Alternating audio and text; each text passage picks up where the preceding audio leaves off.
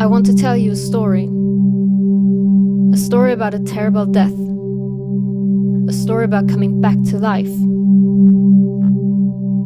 My story. But let's start from the beginning. My grandfather was the best.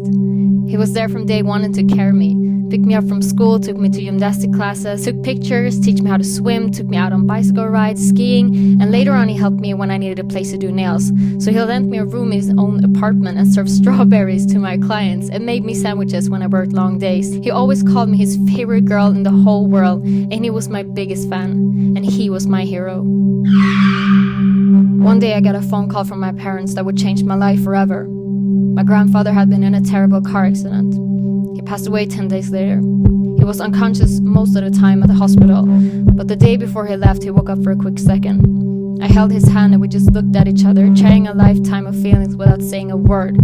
That is the most heartbreaking moment of my life, but still one of the most important ones. My life was shattered to pieces. My body went into shock and I developed severe panic attacks, and I needed medical treatment and therapy for almost a year. I started to attend meditation classes and learn about the body's 7 chakras. When the chakras are all united, your body is in harmony and you can also open up to the spiritual world. This was the beginning of the next chapter of my life. This week, Seaweed Gel asked us to do a 3D sculpture design on 5 tips that would represent the word unity to us. No embellishments were allowed, and we could only use gel and also acrylic paint, gel polish or polish to complete the look. As soon as I finished reading the email, I had my design sketched up in my head. I wanted to dedicate this challenge to my dear grandfather and make him proud. Spiritual world saved me and helped me to get back to life. The chakras are a big part of Buddhism, and they represent different parts of the body and emotions. When they are all united, the body is in harmony.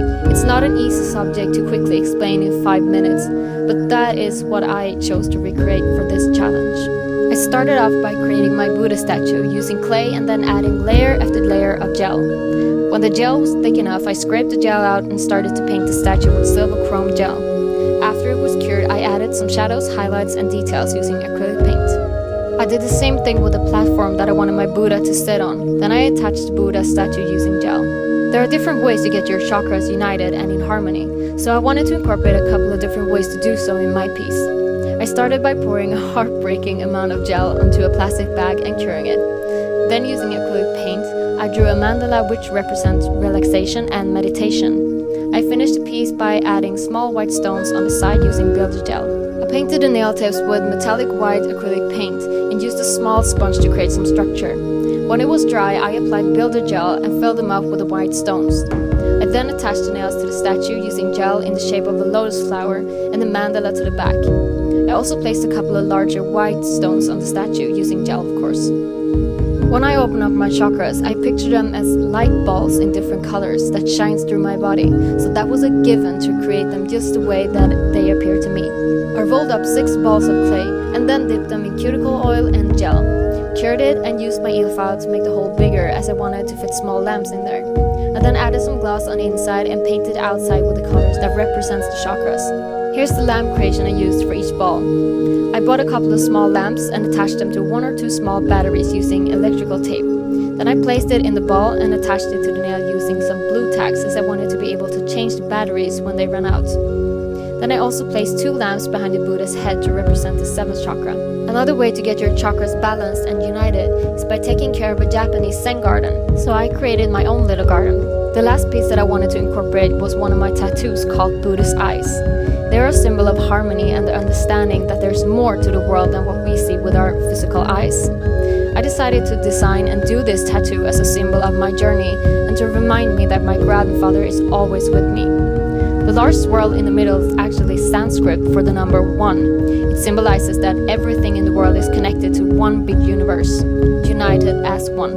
And here's my vision of the word unity. A celebration to my dear farfar and to the understanding that we are forever united through space and time. You can vote for this piece starting today at 5 p.m. until Thursday at 11 a.m. all Pacific Standard Time. You'll find the link below together with all of my other social media sites. Hopefully I'll see you again next week, and as farfar would have said it, morsning korsning!